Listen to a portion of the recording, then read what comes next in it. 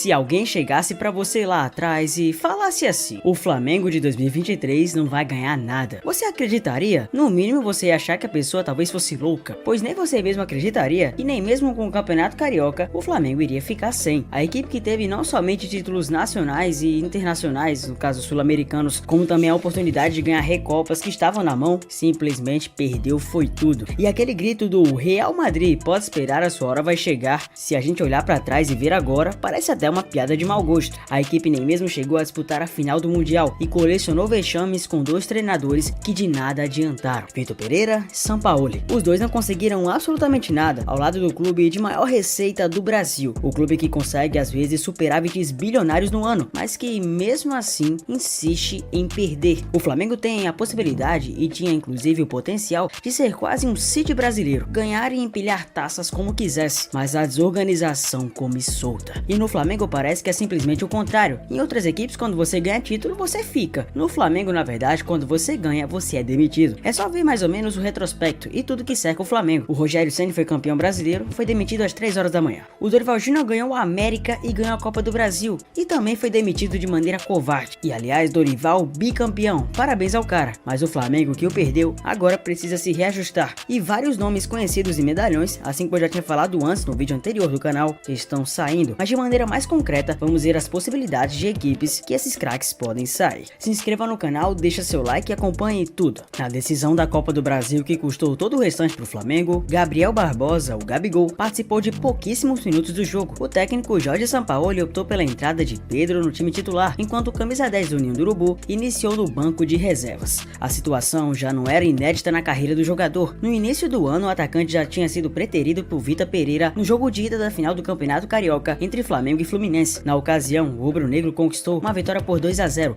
mas deixou o título escapar com uma derrota sofrida por 4-1 no jogo de volta. Desde que chegou ao Flamengo, o Gabigol participou de 17 finais pelo rubro-negro, contabilizando decisões com 2 jogos, mas também com uma partida única. Nesse período, o camisa 10 marcou 14 gols, conquistou 11 títulos com o clube carioca e tornou-se um dos principais ídolos da atual geração, não somente disso, de todo sempre. Dessas finais podemos destacar Carioca de 2019, Libertadores de 19 fazendo 2 gols na final, um vice pro Liverpool no Mundial de Clubes, Supercopa do Brasil 2020 vencida, Recopa de 2020 vencida, Carioca vencido em 2020, Supercopa do Brasil vencida contra o Verdão, Carioca vencido também, Libertadores perdida na final, final de Supercopa do Brasil perdida, Campeonato Carioca de 2022 também perdido, Copa do Brasil vencida, Libertadores vencida. E deste ano não preciso nem dizer Supercopa perdida, Recopa perdida, Carioca perdido, Copa do Brasil perdida. O brasileiro com mais gols na história da Libertadores tem contrato com o rubro-negro até o fim de 2024. No próximo ano, o Flamengo não conta nem com Recopa e nem Mundial de Clubes em seu calendário, tendo apenas o Carioca, Brasileirão e a Copa do Brasil definidas. Supercopa do Brasil e Libertadores, o clube precisa buscar vaga no restante da temporada. E o jogador que tanto se acostumou com equipes de massa pode parar em outra. Como será bancado? Não sabemos. Mas o que Duílio Monteiro Alves não faz por isso, hein? O presidente do Corinthians já afirmou reiteradamente que Gabriel é um sonho dos corintianos. E não de hoje, inclusive, mesmo estando em alto nível do rubro-negro anteriormente, o atacante já havia revelado em qual clube paulista jogaria além do Santos, time que o revelou. Eu voltaria pro Santos, claro, mas é uma verdade, eu combinaria muito bem com o Corinthians. No total, Gabigol esteve em campo contra o time paulista por 16 vezes, sendo 10 vitórias dos times do camisa 9, 3 empates e 3 vitórias. Sendo então o jogador mais eficiente dos últimos campeonatos brasileiros, caberia a Gabriel Barbosa receber uma proposta do Corinthians, que já sinalizou o interesse. O mais complicado seria o impasse tanto do salário do Gabigol, que é muito alto, já que ele já havia pedido 2 milhões semanais para a diretoria do Flamengo, e também o fato dele ter que competir com jogadores como Yuri Alberto pela titularidade. Afinal de contas, vamos ser sinceros,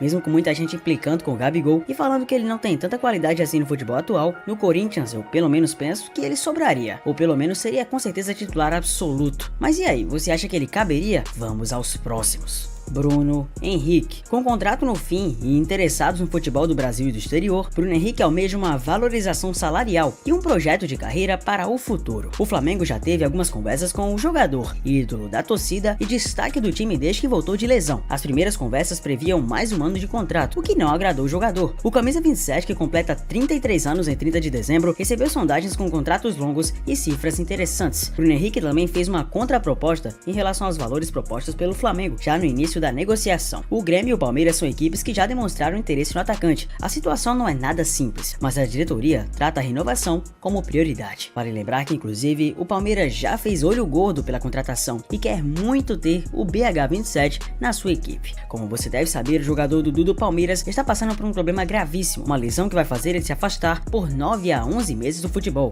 Com isso, o BH seria um titular absoluto do Palmeiras, que há muito tempo precisa de contratar algo que seja muito maior do que apenas um avião. Não é, Leila Pereira? Resumindo, o Palmeiras vai tentar trazer um de seus rivais diretos para jogar na sua própria casa. Imagina só o que Abel Ferreira não conseguiria extrair desse Bruno Henrique aí. Ele que já conseguiu extrair futebol. Jogadores menos capacitados ainda que o Bruno, com toda certeza faria o Bruno sobrar ainda mais com ele. E o Palmeiras com certeza voltaria a ser uma máquina ainda mais destruidora. Mas é claro que os flamenguistas nem querem imaginar isso, pois seria de fato o verdadeiro inferno astral. Afinal de contas, Bruno Henrique por muitos momentos no final da temporada acabou carregando o Flamengo em várias situações em que tudo parecia perdido. Outro que também, como eu já havia revelado, passa por um perrengue, chama-se Davi Luiz. Ele tem contrato com o Flamengo até o fim de 2023, mas em maio bateu a meta e garantiu a extensão do vínculo por mais uma temporada. No início de setembro, o zagueiro entrou no radar de alguns clubes do exterior, como Al Ettifaq da Arábia Saudita e Besiktas da Turquia. Apesar do desejo de permanecer no Flamengo, o zagueiro também vê com bons olhos um retorno ao futebol europeu, o que seria avaliado pelas ofertas recebidas.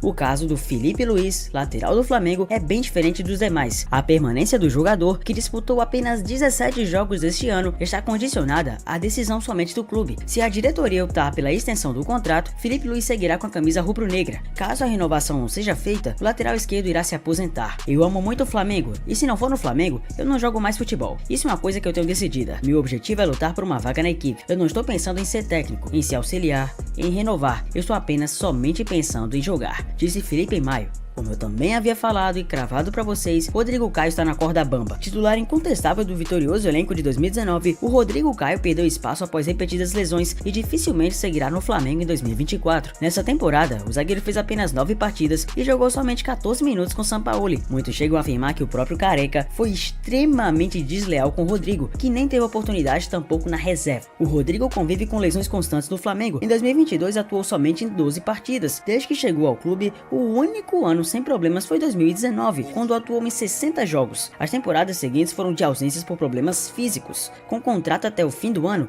o zagueiro deve deixar a Gávea. Everton Ribeiro também é um dos jogadores com contrato até o fim de 2023 e revelou em julho que ainda não havia conversado sobre renovações. A atleta com mais tempo no clube desde 2017, o meia perdeu espaço com Sampaoli, mas é uma das lideranças do elenco como capitão. A tendência é que as duas partes cheguem a um acordo com reajuste salarial e extensão do vínculo por mais um ano, ainda que haja clubes interessados na contratação do meia, isso sem custos. E um desses interessados chama-se São Paulo Futebol Clube. Everton Ribeiro pode simplesmente encontrar e reencontrar, na verdade, Dorival no São Paulo. Ele que já havia sido cotado como lobby pelo então treinador da época do São Paulo, Rogério Ceni, que já trabalhou com ele no Flamengo e o admira demais, agora vem sendo a opção A do Dorival. E vamos ser bem sinceros, não tem nenhum treinador atualmente de origem brasileira, claro, com mais moral no cenário nacional que o Dorival Júnior. Ambos inclusive trabalharam e foram campeões juntos no próprio Fla. Entretanto, a prioridade do meia, hoje com 34, ainda é de renovar com o mais querido. Se a proposta não for à altura, péssima notícia pro clube, ele vai sair. Por fim, nada mais justo que a saída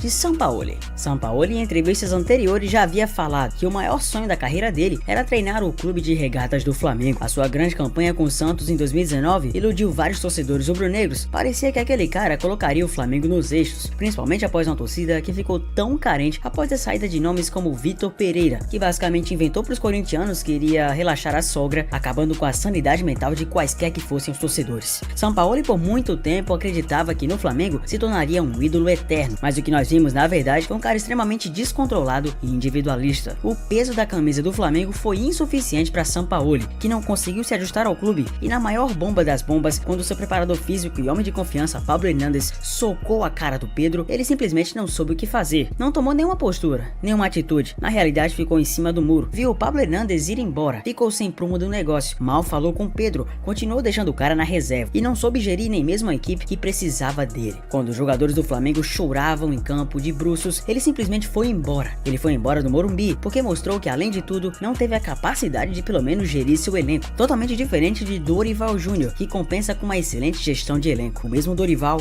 campeão pelo São Paulo, foi o cara que simplesmente foi consolar os jogadores, na verdade seus ex-jogadores, o que foi um tapa na cara da diretoria, que por muito tempo manteve São Paulo simplesmente por capricho, e que na verdade via no próprio Dorival a solução que eles não encontraram. Demitir um treinador campeão brasileiro da Copa do Brasil custou muito caro, só que mais caro ainda foi tentar manter um cara que já tinha prazo de validade no clube. São Paulo, e assim como Vitor Pereira, sai completamente queimado do cenário nacional, pois teve um elenco cheio de estrelas, que claro também teve seus problemas e invontades, mas ainda assim não foi para lugar nenhum. E é a lugar nenhum que o Flamengo pode chegar, mas ainda assim pode haver uma luz no fim do túnel, e a luz do fim do túnel chama-se Adenor Bach. E se falassem pro torcedor do rubro-negro lá no início do ano que o Flamengo iria atrás do Tite, as pessoas ficariam ensandecidas. Quase ninguém aceitaria um cara que foi extremamente hostilizado após perder a Copa do Mundo, que até então parecia perto de si. A seleção brasileira passou por duas campanhas traumatizantes e decepcionantes, caindo duas vezes para as quartas de final, em que muitos culparam, com toda certeza, o Tite, principalmente após perder para a Croácia e o próprio treinador repetir o ato de Sampaoli, indo simplesmente pro vestiário quando os jogadores do Brasil estavam simplesmente traumatizados e chorando em campo, e cometendo erros táticos e técnicos que fizeram a seleção brasileira ser um dos fatores para perder para a Croácia. Mas agora ele parece ser o nome ideal, e se eu tô falando ideal é porque realmente ele é o ideal. Muitos julgam o Tite como limitado, mas permita-me discordar. Se a gente pegar todo o retrospecto dele no futebol brasileiro, ele ainda é o treinador da nacionalidade que mais sobra por aqui, conseguindo quase uma dinastia por certo momento com o Corinthians, sendo o maior técnico do século do clube. Não é pouca coisa. E Adenor Bach, apesar do que muitos dizem, não odeia o clube, simplesmente por não ter levado o Gabigol pra Copa. As pessoas atribuíram isso, mas não é nada que prove realmente essa afirmação. É uma acusação muito grave e não se pode tirar conclusões precipitadas, mas é simplesmente uma exigência. O técnico só aceitaria o contrato a partir do início de 2024. Com pressa, o Flamengo tentará convencer o Tite a assumir o comando do clube imediatamente, pois Rodolfo Landim, o presidente do clube, não quer que outros nomes como o interino Mário Jorge assumam o clube até o fim da temporada. A ideia dos dirigentes rubro-negros é buscar a reação no Brasileirão, visando a classificação direta para a Libertadores e quem sabe um milagre do título. Além disso, o Flamengo já pretende começar a reformulação do time para a próxima temporada. Com isso, o novo treinador que assumir a equipe ficaria responsável por definir alguns pontos, como contratações, dispensas e renovações. E talvez inovação seja a palavra-chave de um Flamengo que por enquanto se perdeu. Com relação ao Flamengo, eu estranhei muito aquelas atitudes, aquelas colocações, as afirmações. Você mandando um beijo na coletiva do Dorival. Mandei hoje de novo, falei com ele. Ele é um cara que eu gosto muito, conheço ele desde os meus 17 anos, sou muito grato a ele. Ele me pediu a camisa também lá no jogo do Maracanã, enviei a camisa para ele. Hoje também dei parabéns para ele. Ele é um cara que eu gosto muito e aonde eu encontrá-lo eu vou tratar com o maior carinho do mundo. Não chamou a atenção isso, vocês fizeram isso chamar a atenção. Dorival é um cara que eu amo. Hoje também dei um beijo nele. No outro jogo ele pediu minha camisa, eu também dei para ele. É um cara que me conhece desde os meus 17, 18 anos. É um cara que eu gosto e aonde eu encontrá-lo eu vou ter um carinho muito grande com ele. E não tem nada de mais nisso. Você gostaria que ele voltasse para o Flamengo? Quem manda é o presidente, não sou eu.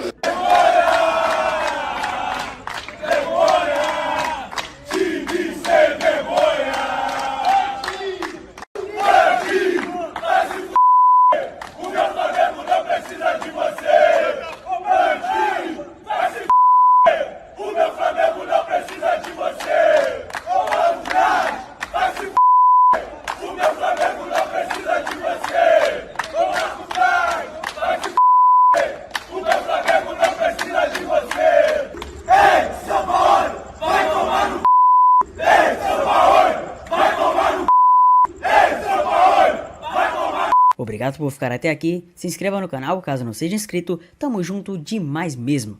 Até a próxima, te vejo mais, falou!